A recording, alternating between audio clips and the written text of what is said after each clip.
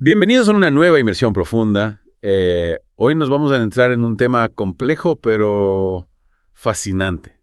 El estado de naturaleza, según Robert Nozick, en su obra Anarquía, Estado y Utopía. Un clásico de la filosofía política. Sin duda nos invita a imaginar un mundo sin gobierno. Exacto. Un escenario hipotético que nos permite analizar los fundamentos de la sociedad. Es como un laboratorio de ideas, ¿no? Exacto. Y aunque el capítulo 2 de Nozick puede parecer denso a primera vista, te aseguro que desentrañaremos las ideas clave. Sí, porque es complejo. Para que puedas comprenderlo a la perfección, prepárate porque Nozick argumenta que incluso en este caos inicial, A ver, una entidad similar a un estado podría surgir de forma natural. interesante. Suena increíble, ¿verdad? Sí, sin duda una idea provocadora, pero empecemos por principio, Nozick. Parte de la premisa de que en este estado de naturaleza, los individuos poseen derechos naturales como el derecho a la autodefensa, Claro.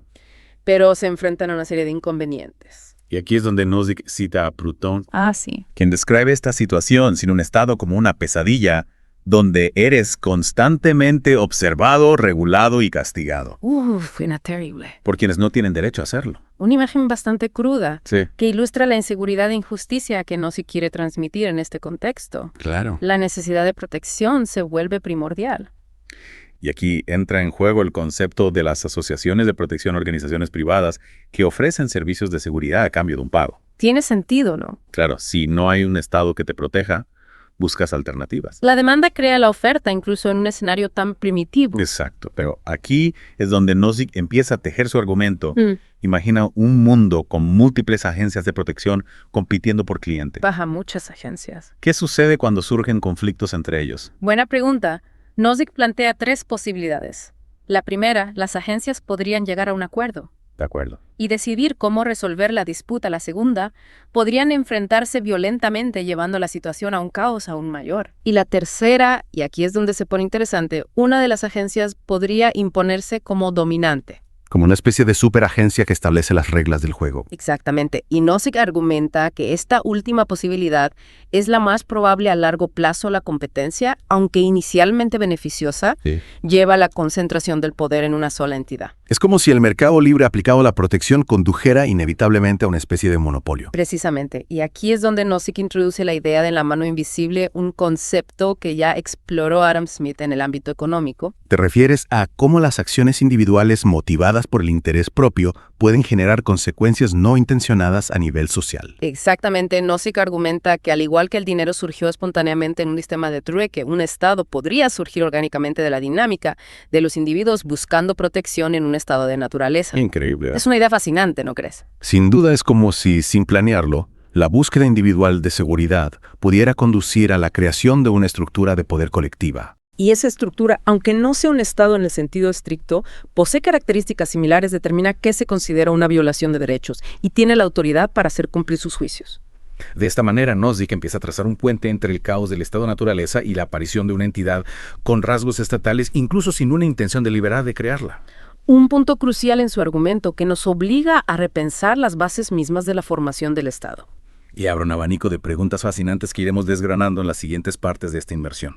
Si retomamos el hilo de nuestra inmersión, nos quedamos con la imagen de esa superagencia, emergiendo como una entidad dominante en el estado de naturaleza, con un poder similar al de un Estado, pero sin serlo explícitamente. Claro, y esto nos lleva a una pregunta clave. ¿Cómo se supone que esta agencia dominante debe comportarse? ¿Cuáles son sus límites? Aquí es donde Nozick introduce una dimensión moral fascinante. Argumenta que esta agencia, al prohibir a algunos individuos la autodefensa contra sus clientes, adquiere una obligación moral hacia aquellos a quienes se les niega ese derecho. O sea que la agencia debe compensar a quienes no pueden defenderse por sí mismos. Exactamente. Nozick lo ve como una especie de compensación por la restricción impuesta. Esto es fundamental ya que sienta las bases para lo que él llama un estado mínimo. Es decir, un Estado que no solo protege a sus clientes, sino que también asume la responsabilidad de garantizar que nadie sea perjudicado injustamente por sus acciones. Exacto. Y esta transición de una agencia dominante a un Estado mínimo, según Nozick, no es un salto abrupto, sino un proceso impulsado por una combinación de obligaciones morales e incentivos prácticos. ¿Podrías darnos un ejemplo de esos incentivos? Claro, imagina que una persona decide no contratar los servicios de la agencia dominante. Si esta persona sufre algún daño, la agencia podría verse en la obligación de compensarla incluso si no es su cliente. Esto podría incentivar a la agencia a expandir su protección a todos, no solo a sus clientes, para evitar posibles costos futuros. Ya veo, es como una especie de seguro social primitivo que emerge de la dinámica del propio sistema. Precisamente, y este estado mínimo, aunque limitado en sus funciones, establece un marco básico de justicia y orden, pero ¿hasta dónde puede llegar este estado mínimo? ¿Cuáles son sus límites? Esa es la pregunta del millón, ¿no? Sobre todo si consideramos las preocupaciones de los anarquistas que temen cualquier forma de poder estatal. Nozick es consciente de estas preocupaciones y dedica una parte importante del capítulo a abordarlas. Argumenta que un Estado que surge del estado de naturaleza solo puede prohibir acciones que violen los derechos de otros, no acciones que simplemente podrían facilitar futuras violaciones. Es una distinción sutil pero crucial, ¿no? ¿Podrías darnos un ejemplo para ilustrarlo? Claro, imagina una persona que acumula armas no para usarlas de inmediato, sino por miedo a una posible invasión en el futuro. Un estado mínimo, según Nozick, no podría prohibir esa acumulación, incluso si genera desconfianza en otros. Porque la simple acumulación de armas no viola ningún derecho en sí misma. Exactamente, solo se convertiría en un problema si la persona las usara para agredir a otros. Y ahí es donde el estado mínimo intervendría. Entiendo, pero esta limitación del poder estatal no podría dejar a los individuos vulnerables ante ciertas amenazas. Es una pregunta válida. Nozick argumenta que si bien un estado mínimo no puede predecir y prevenir todas las posibles violaciones de derechos, sí puede crear un entorno donde los individuos estén mejor equipados para protegerse a sí mismos. ¿A qué te refieres? Me refiero a que al garantizar un sistema de justicia imparcial y confiable, y al proteger los derechos básicos de propiedad y contrato, el Estado mínimo crea las condiciones para que los individuos puedan prosperar y resolver sus disputas de forma pacífica. Es como si el Estado mínimo estableciera las reglas del juego, pero no interfiriera en las decisiones individuales dentro de ese marco. Exactamente. Y aquí es donde Nozick introduce otro concepto fundamental, la idea de un procedimiento confiable e imparcial. ¿En qué consiste este procedimiento? Nozick argumenta que la agencia de protección dominante, al convertirse en un estado mínimo, asume la responsabilidad de garantizar que los procedimientos para determinar la culpabilidad o la inocencia en una disputa sean justos y confiables. Es decir, no puede actuar de forma arbitraria o favorecer a sus clientes sin una investigación adecuada. Precisamente este procedimiento confiable e imparcial es clave para limitar el poder del Estado y proteger los derechos individuales, incluso en un contexto donde no hay una constitución o un código legal preestablecido. Fascinante. Entonces, según Nozick, un Estado mínimo no solo debe proteger a sus ciudadanos, sino también garantizar un sistema de justicia justo e imparcial para todos, incluso para aquellos que no son sus clientes. Exacto. Y esta idea nos lleva a una pregunta crucial que exploraremos en la última parte de nuestra inmersión. ¿Es realmente posible que este estado mínimo se mantenga limitado o la tentación de expandir su poder será demasiado fuerte? Llegamos ya a la última parte de nuestra inmersión en el estado de naturaleza de Nozick y nos quedamos con esa pregunta en el aire. ¿Es realmente posible que este estado mínimo surgido de forma orgánica resista la tentación de expandir su poder? Claro, y convertirse en algo más grande y potencialmente opresivo. Esa es la gran pregunta. Exacto. Y la respuesta de Nozick no es sencilla, si bien argumenta que el estado mínimo es legítimo e incluso necesario para proteger los derechos individuales. Sí. También se muestra muy crítico con cualquier intento de expandir el Estado más allá de sus funciones básicas. Interesante, ¿no?